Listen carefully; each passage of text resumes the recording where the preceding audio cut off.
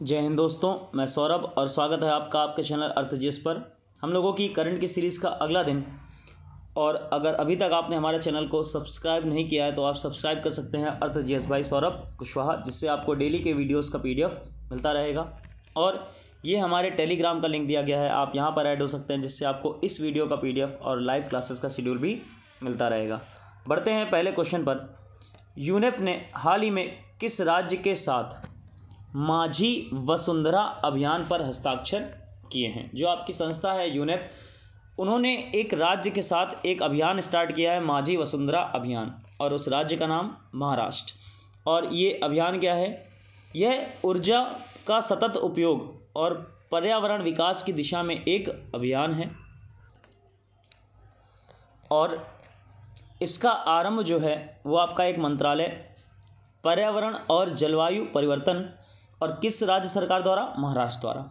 जो यूनेप है, संयुक्त राष्ट्र पर्यावरण कार्यक्रम, इसकी स्थापना कब हुई थी? तो 5 जून 1972 को। मुख्यालय कहाँ पर है? नैरोबी, केन्या में। और जो वर्तमान में यूनेप के प्रमुख हैं वो हैं इंगर एंडरसन। नेक्स्ट क्वेश्चन है, 18वां स्वर्गीय माधवराव लिमये पुरस्कार किसे प्रदान किया गया है? जो आपका ये पुरस्कार है माधवराव लिमये पुरस्कार, ये इस बार नितिन गडकरी को प्रदान किया गया है, जो आपके केंद्रीय सड़क परिवहन और राजमार्ग मंत्री हैं। 2020-21 के लिए यह प्रदान किया गया है। और इस पुरस्कार के बारे में और चीज़ें, यह नासिक पब्लिक लाइब्रेरी सार्वजनिक वाचनालय द्वारा प्रदान किया जाता है, और इसके तहत 50,000 नगद पुरस्कार और साथ में एक स्मृति चिन्ह दिया जाता है। और इसकी जो स्थापना है पुरस्कार की, वो स्वर्गीय माधवराव की बेटी डॉक्टर शोभा द्वारा की गई है। नेक्स्ट है, इसरो ने हाल ही में किस संचार उपग्रह को निष्क्रिय कर दिया है? एक उपग्रह था जिसको इसरो ने हाल ही में निष्क्रिय कर दिया है, और उसका नाम की बात करी जाए तो इनसेट 4B इसका करेक्ट ऑप्शन है। अगर बात की जाए कि इस उपग्रह के बारे में, यह पीएमडी मतलब पोस्ट मिशन डिस्पोजल से गुजरने वाला 21वां भारतीय उपग्रह है। अगर इसरो की बात की जाए तो मुख्यालय कहाँ पर है? बेंगलुरु, कर्नाटक में। स्थापना कब हुई? 15 अगस्त 1969 को। और वर्तमान में जो अध्यक्ष और सचिव हैं इसरो के, डॉक्टर सोमनाथ। नेक्स्ट है, वरिष्ठ अधिकारी एस किशोर को किस संस्था का अध्यक्ष बनाया गया है? जो आपके वरिष्ठ अधिकारी हैं एस किशोर, इन्हें हाल ही में एसएससी का प्रमुख बनाया गया है। और अगर एसएससी की बात की जाए तो स्थापना और मुख्यालय कहाँ पर है? तो आपका नई दिल्ली मुख्यालय है, और स्थापना कब हुई थी? 4 नवंबर 1975 को। नेक्स्ट है, केंद्र सरकार ने किस चीज़ के आयात पर हाल ही में प्रतिबंध लगाया है? वर्तमान में भारत ने सुरक्षा दृष्टिकोण से जो आयात होता है, दूसरे देशों से वस्तुएं भारत आती हैं, उनमें विदेशी ड्रोन पर प्रतिबंध लगा दिया है। अब कोई भी विदेशी ड्रोन भारत में आयात नहीं हो सकता। स्वदेशी ड्रोन के बढ़ावे और सुरक्षा दृष्टिकोण से ऐसा निर्णय लिया गया है। नेक्स्ट है, विश्व यूनानी दिवस कब मनाया गया? जो आपका विश्व यूनानी दिवस है वो हर साल 11 फरवरी को मनाया जाता है। और अगर इस दिवस के बारे में बात करी जाए तो ये जो दिवस है वो प्रसिद्ध भारतीय यूनानी चिकित्सक, नाम उनका हकीम अजमल खान की जयंती पर मनाया जाता है। जो पहला यूनानी दिवस है वो 2017 में सेंट्रल रिसर्च इंस्टीट्यूट ऑफ यूनानी मेडिकल हैदराबाद में मनाया गया था। और जो यूनानी चिकित्सा है इसकी उत्पत्ति कहाँ हुई थी? यूनान में। और जो नींव रखी गई थी, स्टार्टिंग करी गई थी, वो हिप्पोक्रेट्स के द्वारा इसका आरंभ किया गया था। नेक्स्ट क्वेश्चन है, ट्रैफिक इंडेक्स 2021 के अनुसार प्रथम स्थान पर कौन सा शहर रहा? जो आपका ट्रैफिक इंडेक्स 2021 आया, जिसमें विश्व के सबसे भीड़भाड़ वाले शहरों की सूची जारी की गई, इसमें प्रथम स्थान पर रहा आपका इस्तांबुल। इस्तांबुल आपका कहाँ पर? टर्की में। ये शहर पूरे ऑल वर्ल्ड में प्रथम स्थान पर रहा। अगर इस रिपोर्ट के बारे में और कुछ मेन पॉइंट्स के बारे में बात की जाए जो ये रिपोर्ट्स है वो एक संस्था है टॉम उसके द्वारा जारी की गई है। और सेकंड स्थान पर कौन सा रहा, तो मास्को किस देश में है, रूस देश में। और अगर भारत की बात की जाए तो भारत में मुंबई जो है वो 5वें स्थान पर रहा। ओवरऑल विश्व में मुंबई की रैंकिंग आपकी 5th रही, जबकि बेंगलुरु भारत का 10वें स्थान पर रहा। दिल्ली और पुणे क्रमशः 11वें और 21वें स्थान पर रहे हैं। तो भारत की ओर से अगर प्रथम स्थान पर देखा जाए तो ओवरऑल वर्ल्ड में 5वां मुंबई और इंडिया का पहला। और इसमें टोटल 58 देशों के 404 शहरों को इस रिपोर्ट में शामिल किया गया था, जिनमें रैंकिंग प्रोवाइड की गई है। नेक्स्ट है क्वेड 2022 की मेज़बानी कौन सा देश करेगा। जो क्वेड है आपका वो 4 देशों का समूह है, भारत, ऑस्ट्रेलिया, जापान और अमेरिका। और याद रखिएगा इस बार जापान इसकी अध्यक्षता कर रहा है। जो जापान के प्राइम मिनिस्टर हैं, नाम उनका फुमियो किशिदा, ये अध्यक्षता करेंगे इस बार किसकी, क्वेड 2022 की। नेक्स्ट है वर्ल्ड बुक ऑफ रिकॉर्ड्स में हाल ही में किसे मान्यता प्रदान की गई है। जो आपका रिकॉर्ड्स होता है वर्ल्ड बुक ऑफ रिकॉर्ड्स, इसमें हाल ही में अटल सुरंग को मान्यता प्रदान की गई है। और इसके बारे में कुछ मेन पॉइंट जहां से आपके क्वेश्चन बन सकते हैं, यह मनाली से लाहौल स्पीति घाटी को जोड़ती है।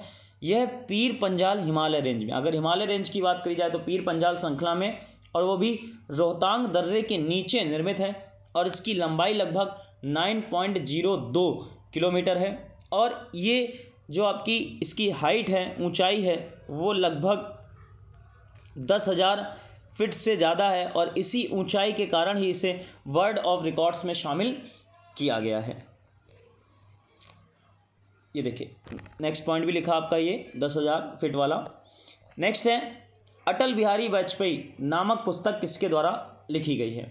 अभी हाल ही में एक बुक लिखी गई अटल बिहारी वाजपेयी, बुक का नाम है। और किनके द्वारा लिखी गई, तो सागरिका घोष के द्वारा ये बुक लिखी गई है। और बुक के बारे में कुछ पॉइंट्स कि आपके ये पूर्व प्रधानमंत्री जो आपके श्री अटल बिहारी वाजपेयी हैं, उनकी जीवनी है। और इनकी एक और बुक थी आपकी सागरिका घोष की, जिसका नाम था India's most powerful prime minister. तो ये दोनों बुक आपकी इम्पॉर्टेंट हैं, दोनों आपको याद रखनी है। ये पुरानी बुक है और ये वर्तमान में अटल बिहारी वाजपेयी नई लिखी गई है सागरिका घोष द्वारा। नेक्स्ट है अंतर्राष्ट्रीय कोलकाता बुक फेस्टिवल का कौन सा संस्करण आयोजित किया जा रहा है। जो आपका अंतर्राष्ट्रीय कोलकाता बुक फेस्टिवल है, इसका आयोजन जो इस बार हो रहा है नंबर वो 45वां आयोजित किया जा रहा है। याद रखिएगा 45th ओवरऑल नंबरिंग में। ये जो आपका फेस्टिवल है बंग बंधु की जन्मशती और बांग्लादेश की आज़ादी के 50 वर्ष उपलक्ष्य होने की स्थिति में आयोजित हो रहा है। पश्चिम बंगाल के गवर्नर कौन है, जगदीप धनखड़, और मुख्यमंत्री ममता बनर्जी। और याद रखिएगा इस बार जो आपका इसमें फोकल थीम कंट्री है वो है बांग्लादेश। तो इस तरीके भी क्वेश्चन बन सकता है। जो कोलकाता बुक फेस्टिवल है उसमें फोकल जो थीम कंट्री है वो कौन सी है, बांग्लादेश। नेक्स्ट है जीवा कार्यक्रम का आरंभ निम्न में से किसके द्वारा किया गया है। ये जो आपका जीवा कार्यक्रम है ये एक प्राकृतिक खेती को बढ़ावा देने के लिए प्रोग्राम स्टार्ट किया गया है। किसके द्वारा आरंभ किया गया है, तो नाबार्ड के द्वारा। नाबार्ड की बात करी जाए तो फुल नेम क्या है, नेशनल बैंक फॉर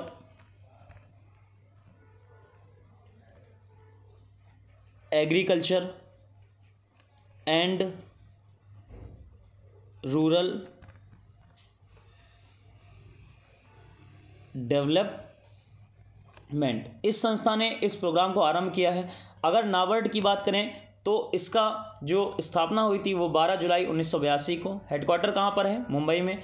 जो प्रेजेंट टाइम में अध्यक्ष हैं, नाम उनका इंपॉर्टेंट, गोविंदा राजुलू चिंताला। और ये जो आपका कार्यक्रम है, जीवा कार्यक्रम, जिसके तहत प्राकृतिक खेती को बढ़ावा देना आरंभ किया गया है, उसका आरंभ जो है वो टोटल ओवरऑल कितने स्टेट्स में किया गया है? तो 11 राज्यों में इसका हाल ही में आरंभ किया गया है। नेक्स्ट है, सौर विद्युतीकरण योजना के तहत प्रथम स्थान पर कौन सा राज्य रहा है? जो आपका सोलर सिस्टम है उसके तहत जो विद्युत प्राप्त करी जाती है उसमें रैंकिंग जारी की गई, और याद रखिएगा प्रथम स्थान पे कौन सा राज्य रहा? राजस्थान। जो छत्तीसगढ़ रहा वो आपका इस लिस्ट में दूसरे नंबर पे रहा, और जो यूपी है आपका वो ओवरऑल 3rd नंबर पे रहा इस लिस्ट में। और ये जो विद्युतीकरण है वो किस योजना के तहत किया गया है? तो याद रखिएगा सौभाग्य योजना के तहत ये विद्युतीकरण, सौर विद्युतीकरण बोल सकते हैं आप, किया गया है। नेक्स्ट है, हाल ही में किस देश में पहली बार आपातकालीन अधिनियम लागू किया गया है? पहली बार इस देश में, और किस देश की बात हो रही है? तो कनाडा के द्वारा आपातकाल लगाया गया है, और इसकी जो घोषणा है वो प्रधानमंत्री जस्टिन ट्रूडो द्वारा की गई है। याद रखिएगा अशांति तत्व को जो फैल रहे थे उनको रोकने के लिए इसका जो क्रियान्वयन किया गया है। नेक्स्ट है, भारतीय रेलवे देश की सबसे बड़ी कुश्ती अकादमी की स्थापना कहाँ पर कर रहा है? भारतीय रेलवे ने हाल ही में घोषणा करी कि वह देश की सबसे बड़ी कुश्ती अकादमी की स्थापना करेगा, और किस जगह कर रहा है? तो नई दिल्ली। और नई दिल्ली में भी पूछा जाए कहाँ पर? किशनगंज में इसका निर्माण किया जा रहा है। और याद रखिएगा भारत की सबसे बड़ी कुश्ती एकेडमी होगी ये। नेक्स्ट है, मारू महोत्सव का आयोजन कहाँ पर किया गया? जो मारू महोत्सव है इसका आयोजन हाल ही में राजस्थान में किया गया है, और इसको एक नाम से और जाना जाता है, नाम उसका जैसलमेर रेगिस्तान महोत्सव। नेक्स्ट है, भारत की पहली प्लास्टिक वेस्ट न्यूट्रल कंपनी कौन सी बनी है? जो भारत की पहली प्लास्टिक वेस्ट न्यूट्रल कंपनी बनी है वो बनी है आपकी डाबर कंपनी, याद रखिएगा।